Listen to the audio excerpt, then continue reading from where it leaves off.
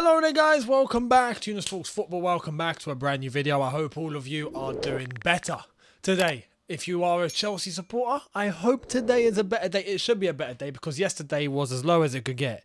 You know, the lowest moments I've had is probably losing to Bournemouth 2 times in a row, losing to Watford 4-1, getting battered by City 6-0. I was there for that. We've been through some dark ones. Yesterday, Leeds United 3-0 was probably down there, but we still have a chance to rectify the situation. And I reckon the news of today is going to help.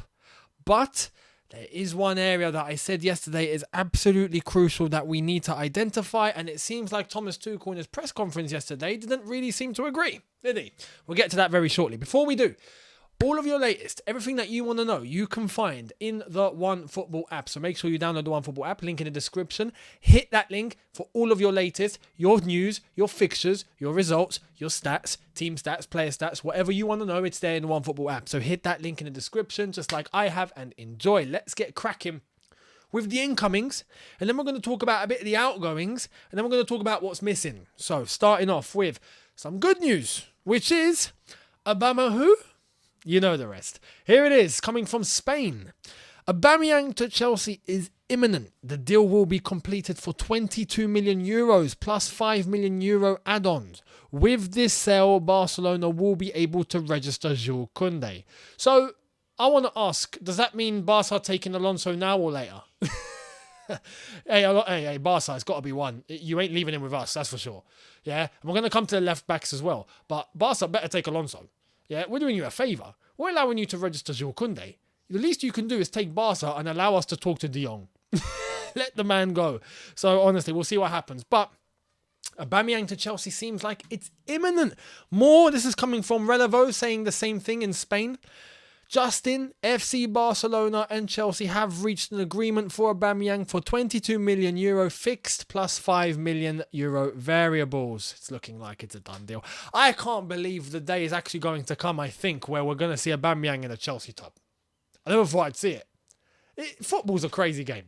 It's mad. There's just some things you just never even imagine of. And not too long after he leaves Arsenal to go to Barca, boom, he's back in London, but he's wearing blue. I mean, can you imagine Aubameyang? You know, one of Chelsea, well, I was going to say, hopefully, fingers crossed, one of Arsenal's highest goal scorers, hopefully becomes Chelsea's highest goal scorer. He won't, but one of them, why not? Hopefully he hits that trajectory. All of a sudden, wearing blue. Playing for Chelsea. Aubameyang, Chelsea. It's mad. We'll see how this happens, but I can't wait for this. Look, Chelsea are screaming for a striker. It's clear as day. It's not even clear as day. It's clear as water. It's clear as this. You know how you can like see through this? Yeah? Kind of. The plastic's kind of deterring it. But you know what I mean. It's key that we absolutely need a striker. Now, I think we also need another position, which we're going to come to at the end of the video, because I'm not really giving you any news about that position, and that's not a good thing. But a striker, it's looking like it's done. And what happens with Depay? Is he still going over to Juve? Because if he is, that means Barca will be letting go of both Aubameyang and Depay. Are they going to allow that to happen? We knew that was a possibility, although it was very unlikely. Could happen though, so we'll see. Aubameyang to Chelsea, looking good. It's looking good. Fabrizio Romano gave us this, saying Barca are seriously considering to loan out Pablo Torres to Racing Santander until June 2023. It could happen this week. Barca are still in direct contact with Chelsea to discuss Aubameyang fee. Personal terms already agreed. Updates to follow soon. It's looking like it's finished then. If we've already agreed personal terms, a deal is now done for 22 million euros plus 5 million euros add-ons, then Aubameyang's on his way to Chelsea, guys. So we'll see what happens tonight, into tomorrow more likely. We'll see. But happy days. Aubameyang to Chelsea is better than what we have. Let's move to our defence. Again, is it the position I want to clarify on? No. But it's somewhere where I feel like one more player absolutely needs to come to Chelsea. And we know who it is. It's the same old suspect. It's Mr. Wesley Fofana, Mr. Transfer Request himself. Here it is from Ben Jacobs saying, Leicester are now prepared to sell Wesley Fofana. Bloody hell, finally they've seen the light. They've seen the light. Leicester have agreed to sell, finally. Leicester, you're making a very good move here. Taking the money and go. Take the money and go buy yourself some players. Go and do some business. Go and ump your team up a little bit. Yeah, give us Fofana. He wants to go. Let's keep reading. So, Ben Jacobs says, The club stance has softened after a series of meetings between Brendan Rodgers and Fofana.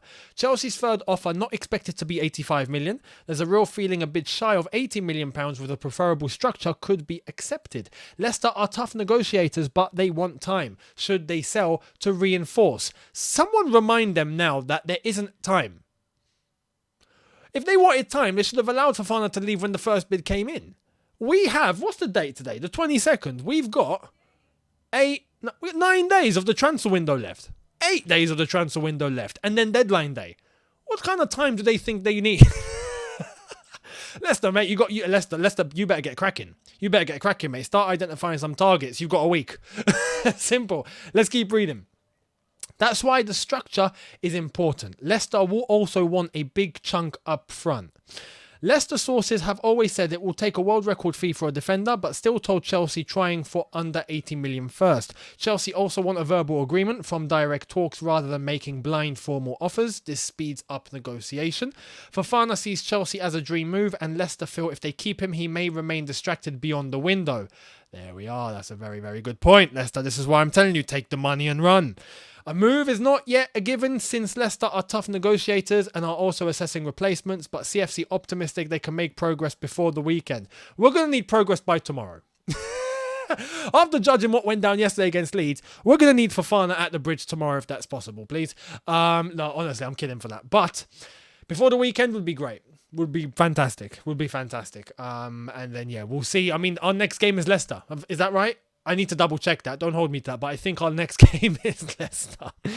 Which is, look, one of two things. Either he's still a Leicester player and he doesn't play, because he'll probably score an own goal. Or he joins us and he plays. And he probably scores for us anyway. Or he stops Leicester from scoring. One or the other. So regardless, it's a win-win. You know?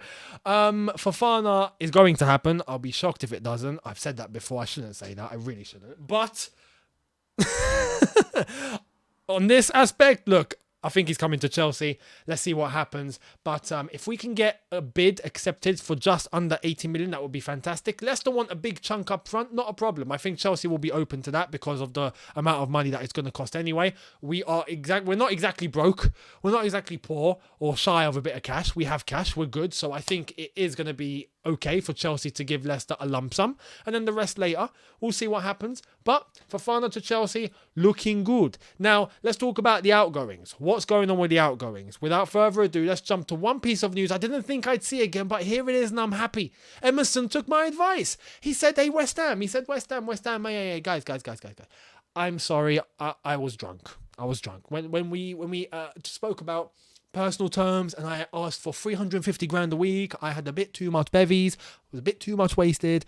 I'm sober now. I want to come back because I realized what I said was unacceptable. Man did an Anthony Joshua, yeah? What he said was unacceptable. He went on a rampage and didn't realize it. So he got back in touch with West Ham, was like, no, we'll do a deal. And now from Fabrizio, we have the here we go. Emerson Palmieri to West Ham, here we go.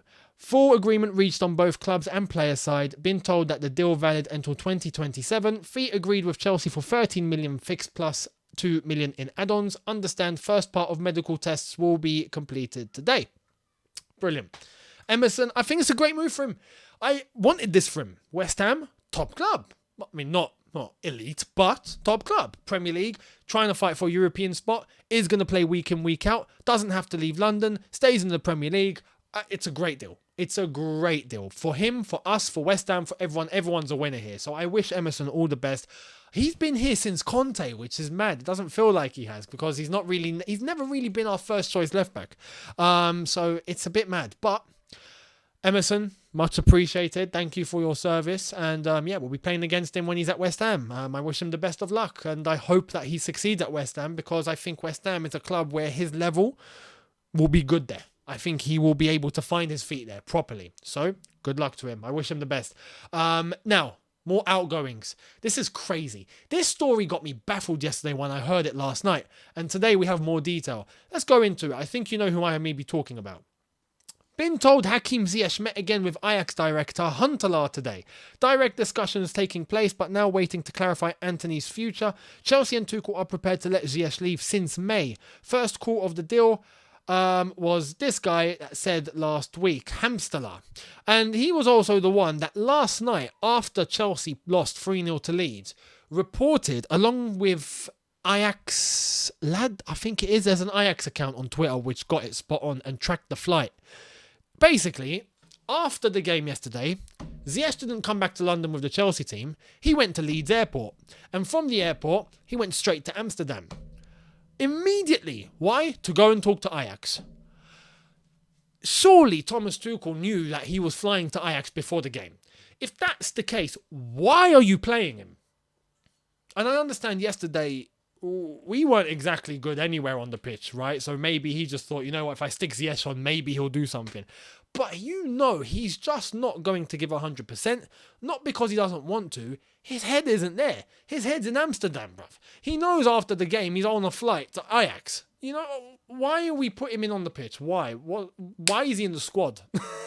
You know, Fofana, his head is at Chelsea right now. Do you see Brendan Rodgers playing him? Probably his best centre-back. One of his best centre-backs at least. One of the best players on the team. Do you see him playing him? No. Why? Because his head isn't in the game. Ziyech's head is not going to be in the game. Why is he being brought on? It just tells me that, again, another sign for Tuchel where I'm a little bit like, what are you doing?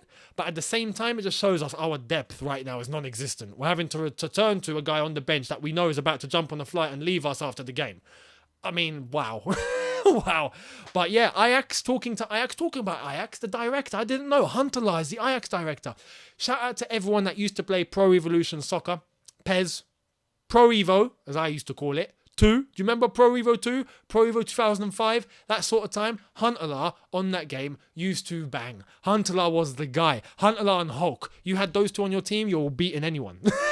You were beating anybody. Adriano as well. Oh my god, them three. Anyway, let's not talk about the nostalgic Pro Evo times. But Ziyech to Ajax, I think is good for him.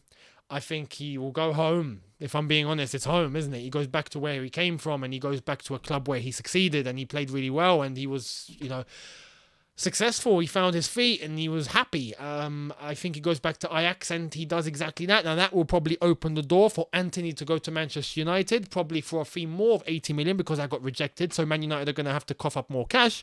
We'll see what happens there. But I reckon Antony to United and then Ziyech to Ajax is probably about to happen.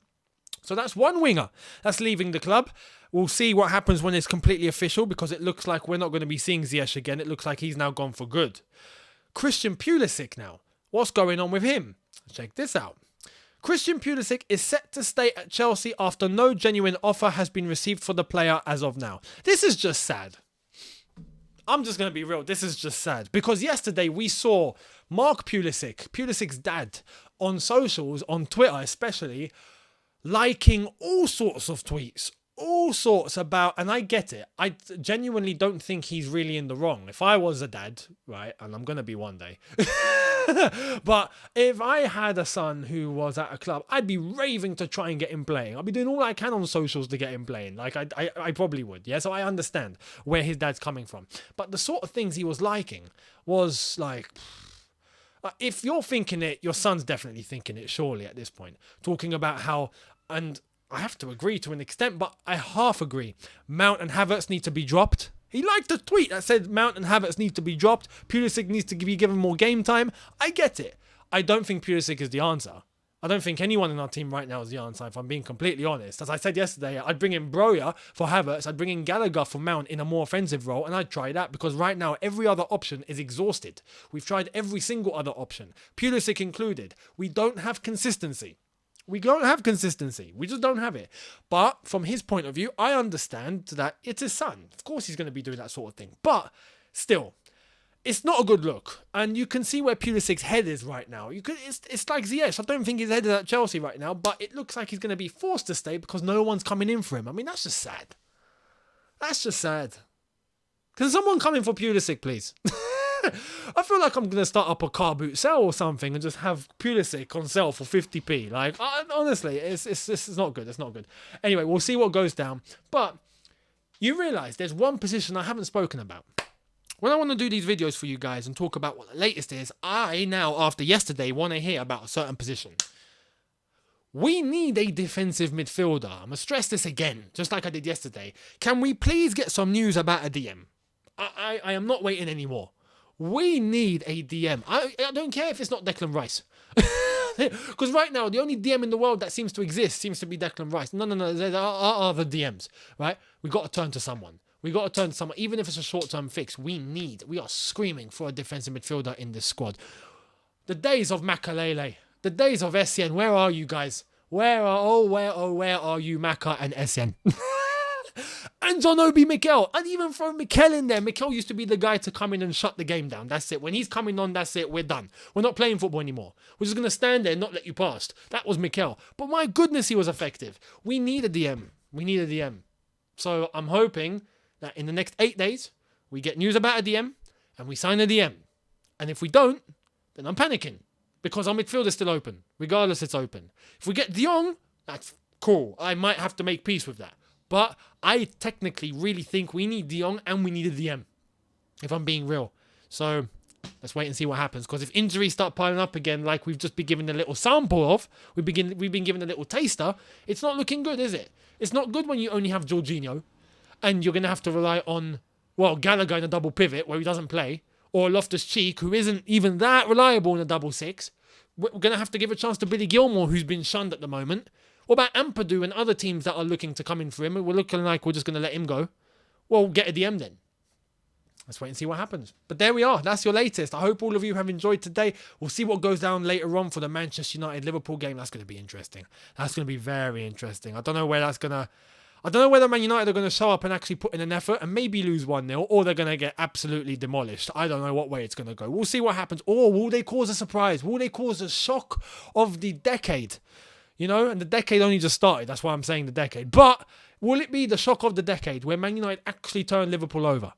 We'll see. Let's wait and see what happens. But I'll address everything tomorrow for you guys in my video on Younes Talks Football. So much appreciated. Make sure you're here for that. Hit the subscribe button if you are new. Hit the notification bell to be notified once I've uploaded. Smash the like button if you've enjoyed this. Download the OneFootball app if you haven't already. And I'll see all of you tomorrow. Have a good one, people. See you then. Take care. And peace.